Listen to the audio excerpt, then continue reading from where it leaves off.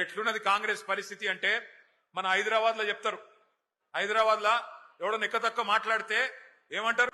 ఏ ఖాముష్ బైట్రే బైగన్ కి బాత్ నక్కొకర్ అంటారు. బైగన్ కి బాత్ నక్కొకర్ క్యా బోల్ రారే అంటారు. నిజంగా కూడా కాంగ్రెస్ వాళ్ళు ఏం చేసిరంటే హైదరాబాద్ వాళ్ళు నమ్మలే. మీరు హైదరాబాద్ లో ఒక్క సీటు కూడా కాంగ్రెస్ కు మీరు ఇయ్యలే. ఎందుకంటే మీకు ముందే తెలుసు కాంగ్రెస్ ఎంత మోసం పార్టీ మీకు తెలుసు. అందుకే హైదరాబాద్ లో ఒక్క సీటు కూడా ఇవ్వకుండా మొత్తం అన్ని సీట్లను కేసీఆర్ కి అప్పచెప్పి కేసీఆర్ నాయకత్వంలోనే ఈ రాష్ట్రం ముంగట్టుకోవాలి, హైదరాబాద్ ముంగట్టుకోవాలని చెప్పి మీరు తీర్పిచ్చారు.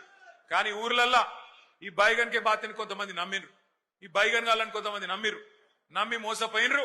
ఇలా మోసపోయిన వాళ్ళు మీకంటే ఎక్కువ ఊళ్ళల్లో తిరుగుతున్నారు. మీరు చూస్తున్నారు, యూట్యూబ్లలో తిరుగుతున్నాయి, వాట్సాప్లలో తిరుగుతున్నాయి.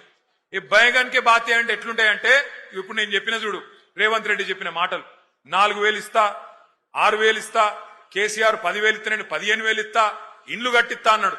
ఇందిరమ్మ రాజ్యం అంటే ఇల్లు గులగొట్టుడేనా? ఇందిరమ్మ రాజ్యం, ఇందిరమ్మ రాజ్యం, ఇందిరమ్మ రాజ్యం అంటే నువ్వు వచ్చినాక హైదరాబాద్ లో కొత్తగా ఒక్క ఇటుక పెట్టింది లేదు, ఒక ఇల్లు కట్టింది లేదు, కొత్తగా ఒక రోడ్ వేసింది లేదు, ఒక బ్రిడ్జ్ కట్టింది లేదు. కానీ ఎన్ని ఇండ్లు గులగొట్టినావు?